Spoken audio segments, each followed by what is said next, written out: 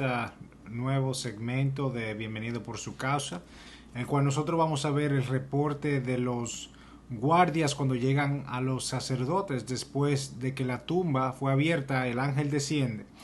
Y vamos a ver lo que ocurrió en este evento y lo que eso significa también para nosotros hoy día, para las personas que creen, para las personas que no creen. ¿Cómo nosotros podemos traducir esto que la palabra estaba tratando de mostrarnos nosotros? Nosotros vimos en el segmento anterior, vimos la primera aparición de Jesús, vimos cómo los guardias salieron huyendo de la presencia del ángel, y en Mateo se nos reporta a nosotros lo que sucedió con estos guardias cuando salieron huyendo, dónde ellos fueron y de qué hablaron. Nosotros leamos la historia primero y después vamos a desglosar una serie de 2 videos de lo que ocurrió cuando los guardias se presentan ante los sacerdotes judíos y le contaron todo lo que ellos habían visto. Leamos Mateo 28 del 11 al 15. Mateo es el único que reporta esta serie de eventos, ¿okay?, que suceden aquí. Nosotros vemos que dice así la palabra de Dios, versículo 11. Mientras ellas iban, he aquí unos de la guardia fueron a la ciudad y dieron aviso a los principales sacerdotes de todas las cosas que habían acontecido. Y reunidos con los ancianos y habiendo habido consejo, dieron mucho dinero a los soldados, diciendo: decid vosotros, sus discípulos vinieron de noche, lo hurtaron, y estando entre nosotros dormidos. Y esto lo oyere el gobernador, nosotros le persuadiremos y os pondremos a salvo. Y ellos, tomando el dinero, hicieron lo que se le había instruido. Y este dicho se ha divulgado entre los judíos hasta el día de hoy. Nosotros vamos a hablar hoy, primeramente ahora en esta parte, lo que es la incredulidad del corazón del ser humano. Esto es lo que básicamente vamos a ver. Eso fue lo que leímos aquí. La incredulidad del ser humano, de aquellos que nunca creyeron en él y como aquellos que decían seguirle a él. Vamos a ver y entender cómo si aún Cristo viniera hoy día en su gloria, muchos no le seguirían a él. Y si Cristo viniera hoy, muchos se rebelarían en contra de él. Incluso buscarían quitarlo a Jesús de su trono. El corazón del hombre se ha vuelto tan insensible a Dios que aún viendo, no ven, como estos guardias, viendo, no ven, y oyendo, no entienden. Mateo 13:15, Cristo dijo: porque el corazón de este pueblo se ha vuelto insensible. Se le han embotado, se le han tapado los oídos y se le han cerrado los ojos. De lo contrario, verían con los ojos, oirían con los oídos, entenderían con el corazón y se convertirían y yo los sanaría. Aun los que decimos ser cristianos, muchas veces, en muchas cosas de nuestra vida, no escuchamos, no entendemos la palabra de Dios y mucho menos confiamos en ella. Confiamos más en lo que nosotros vemos, en lo que tenemos, en lo que palpamos, que en el Dios que nosotros no vemos y que cuida de nuestras vidas. Nosotros nos llenamos de temor cuando la Biblia dice: no temas. Isaías 41:13, no temas, yo te ayudaré. Entonces, si yo tengo temor, es porque no creo la palabra de Dios, ¿verdad? Nos llenamos de ira cuando nos atacan, cuando nos acusan. Y eso muestra nuestro corazón endurecido, engreído. Un corazón altivo, poco compasivo. Mira lo que dice Mateo 5:44. ¿Qué dijo Jesús? Amad a vuestros enemigos y orad por los que os persiguen. Entonces, cuando yo me airo, yo no creo la palabra de Dios. No la estoy creyendo en ese momento. No estoy amando a mi enemigo. No estoy amando a esa persona que me ha ofendido. Y no seguimos el ejemplo de Cristo, que cuando estaba en la cruz pidió perdón por aquellos que lo crucificaban. ¿Y qué pasa cuando se presenta un problema en mi vida? Al último que yo voy es a Dios, cuando ya no puedo más. cuando por mis fuerzas no puedo. Nosotros muchas veces también acusamos a Dios cuando no nos salen las cosas como nosotros pensamos o estamos sufriendo por alguna razón. En Romanos 8:28 dice, y sabemos que para los que aman a Dios, todas las cosas cooperan para bien. Esto es los que son llamados conforme a su propósito. Hermanos, hasta las pruebas son parte del amor y del cuidado de Dios según la palabra. Eso es lo que nosotros vemos aquí. Todo coopera para bien para los que están en Cristo Jesús. Entonces, cuando yo acuso a Dios por lo que está pasando en mi vida, es porque no creo su palabra.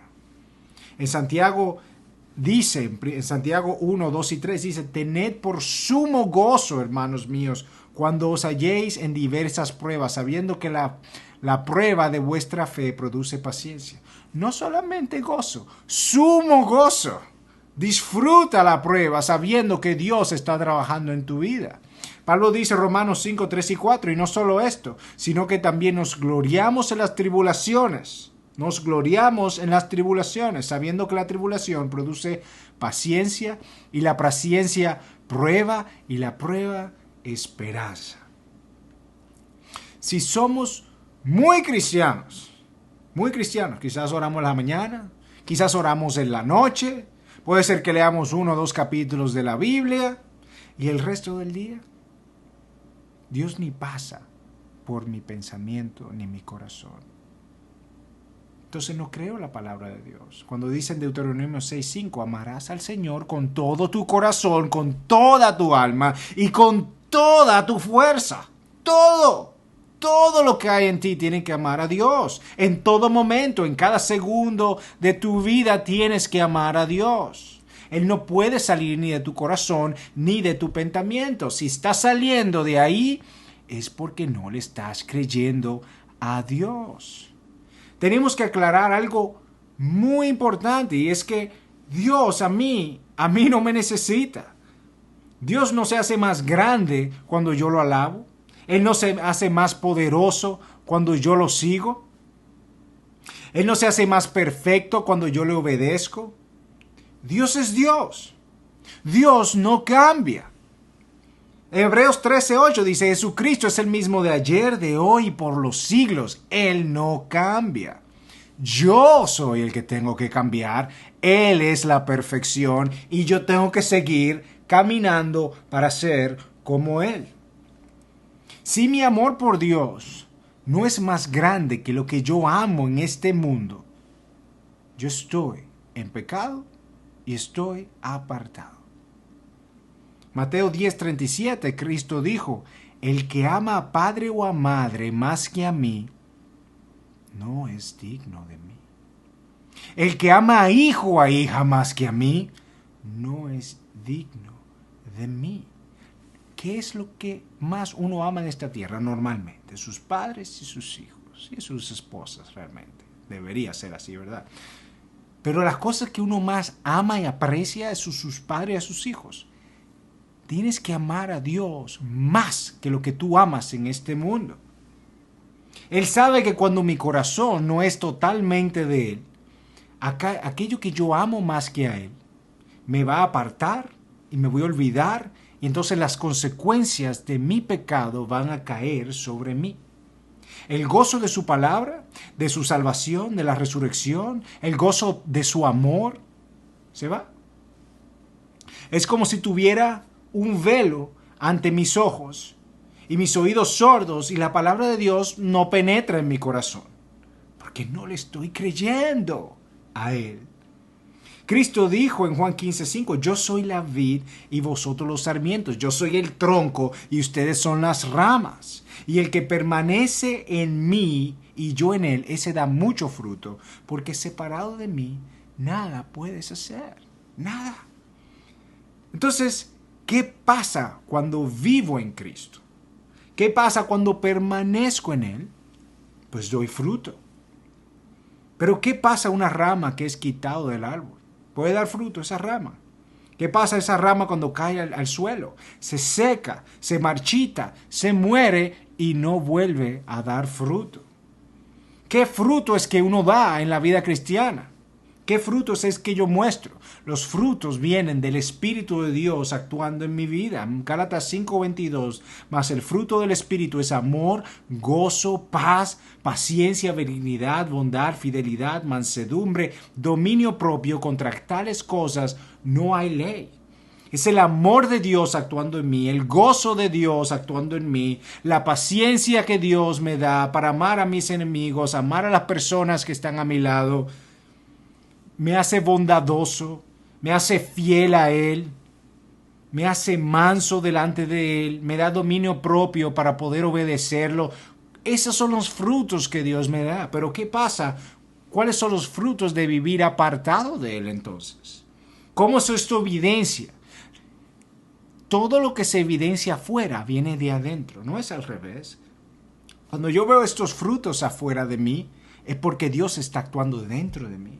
Y yo estoy rindiendo mi vida delante de Él y por eso están evidenciándose esas cosas. Esa es la muestra externa de lo que está pasando internamente. Entonces, ¿cuál es la muestra externa de lo que está pasando internamente cuando Dios está apartado de mí? En Gálatas 5:19 al 21, un poco más atrás de los frutos del Espíritu, dice: las obras de la carne son evidentes: inmoralidad, impureza, sensualidad, idolatría, hechicería, enemistades, pleitos, celos, enojos, rivalidades, disensiones, sectarismos, envidias, borracheras, orgías y cosas semejantes, contra las cuales os advierto, como ya os he dicho antes, que los que practican tales cosas no heredarán el reino de Dios. Las obras de la carne se muestran en nuestros corazones. Aún los pensamientos de nosotros van a ser juzgados, porque el pecado empieza ahí adentro, no es afuera, no es lo que yo hago. Mis pensamientos van a ser juzgados. Mateo 5:28 dice: cualquiera que mira a una mujer para codiciarla, ya adulteró con ella en su corazón. Por eso lo importante no es cambiar el comportamiento, es cambiar el corazón, es renovar nuestra mente a pensar como Dios piensa. Muchos de nosotros pensamos que si Dios es todopoderoso, ¿por qué simplemente no se presenta al mundo y así todos podemos creer? ¿Por qué no nos da una señal tangible que podamos ver? Si pudiéramos ver su gloria, el mundo entero entonces vendría y adoraría a Dios, ¿verdad? ¿Verdad que sí? Eso es lo que pasaría. Miles y miles de personas vieron a Cristo hacer milagros delante de ellos. Ellos no le creyeron. Eso le preguntaron a Jesús, los fariseos. Y la respuesta de Jesús fue esta: Mateo 12, 38, 40. Entonces le respondieron algunos de los escribas y fariseos diciendo: Maestro, queremos ver una señal suya. Una señal. Pero ya yo te he dado tantas señales. ¿Qué tantas señales tú puedes demandar? No, pero yo quiero ver una señal yo quiero ver. Y respondiendo él les dijo: una generación perversa y adúltera demanda señal, y ninguna señal se le dará, sino la señal de Jonás, el profeta. Porque como estuvo Jonás en el vientre del monstruo marino 3 días y 3 noches, así estará el Hijo del Hombre 3 días y 3 noches en el corazón de la tierra. Esta es la señal que yo te daré: mi resurrección. Eso es lo que Cristo está diciendo. Esta es la señal que yo te voy a dejar para que tú creas que yo tengo el poder sobre la muerte y que yo soy quien digo ser, que yo soy el Hijo de Dios enviado al mundo para quitar tu pecado y perdonar tu pecado por mi sacrificio en la cruz, y que Dios se agradó de mi sacrificio, me levantó de la muerte y yo te doy vida a ti. Esta es la señal que yo le doy. Si demandamos la señal de Dios, que nos pruebe que Él tiene el poder sobre todo, pero veamos entonces su tumba vacía. Esta es la señal que nos dejó Cristo. a todos nosotros, a las futuras generaciones que vinieron después de Él, que podemos tener fe y confianza en Él. Pero si es que pudieran verlo quizá con un poco más de gloria, ver una señal en el cielo o algo, o algún muerto que resucite y vaya y les cuenten, para que crean, quizás si ven y vean a alguien que viene del otro mundo y dice que ha resucitado. Y Cristo trató esto en la parábola del hombre rico y de Lázaro, en Lucas 16, del 19 al 31. En esta parábola nosotros vemos a un hombre rico, yo se lo voy a resumir, vemos a un hombre rico que celebra las fiestas todos los días en su casa. Y su puerta había un hombre llamado Lázaro y era muy pobre. Y buscaba llenarse, este hombre, llenarse de las que sobraba de la fiesta. Y Lázaro muere. Y después murió el hombre rico. Lázaro fue a un lugar de reposo y abundancia, un lugar sin enfermedad, sin dolor. Y el hombre rico fue a un lugar de tormentos, que la Biblia le llama el Hades. Y pedía que Lázaro mojara con su dedo, una gota de agua para que se la diera el de la sed tan grande que él tenía. Y entre los dos, entre Lázaro, donde estaba Lázaro y estaba este hombre rico, había un gran abismo, de manera que esto no podía ir para allá y esto no podía ir ni para acá. Y entonces el hombre rico comienza a tener una conversación con Abraham, y Abraham era el padre de la fe. Y le dice, cuando estaba vivo, él sufría, esto le dijo a Abraham, y ahora Lázaro es consolado, y ahora tú estás sufriendo. Y el hombre rico le dice a Abraham que le diga a sus 5 hermanos que ellos no terminen en ese lugar. Y mira lo que contesta Abraham, versículo 29 aquí. Lucas 16, versículo 29. Ellos tienen a Moisés y a los profetas, que los oigan. Y él le dijo, no, padre Abraham, sino que si alguno va de entre los muertos, se arrepentirán. Pero Abraham le contestó, si no escuchan a Moisés y a los profetas, tampoco se persuadirán si alguno se levanta de entre los muertos. En otras palabras, los milagros no son lo que convierte en hombre rico. ¿Ok? Eso es lo que le dice Adán. Es la fe en la palabra de Dios. Es la fe en aquello que hablaron los Moisés y los profetas y ahora Cristo. Eso es lo que transforma el corazón. No son los milagros. ¿Y qué es la fe? Hebreos 11:1. La fe es la certeza de lo que se espera y la convicción de lo que ve, de lo que no se ve. Yo estoy seguro de lo que viene en Cristo Jesús, aunque yo nunca lo haya visto. ¿Y cómo yo obtengo esa fe? Dice la palabra de Dios en Romanos 17, así que la fe es por el oír y el oír la palabra de Dios, no por ver milagros, es por escuchar la palabra de Dios. Como vemos, ni aun la resurrección para los que no creen es suficiente. Y esta es la evidencia más importante de la veracidad del ministerio de Cristo y la señal dada para aquellos que no creen. Y por esto fue glorificado y sentado a la diestra de Dios. Yo no creo en Cristo porque Él resucitó. Yo creo en Cristo porque tengo fe en la palabra de Dios. Y esa palabra me dice a mí que Él ha resucitado. ¿Cómo puedo yo creer entonces? Escuchando su palabra sobre las buenas nuevas de salvación.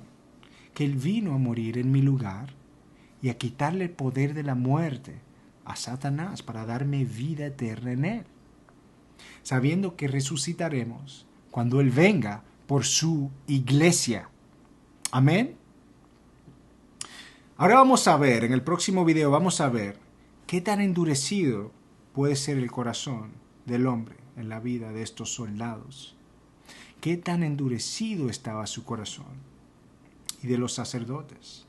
Y aquí vamos a ver cumplida la parábola de Lázaro que acabamos de escuchar. Cómo ni aun la resurrección fue suficiente para aquellos que no creen la palabra de Dios. Que Dios les bendiga y que podamos seguir viviendo por su palabra.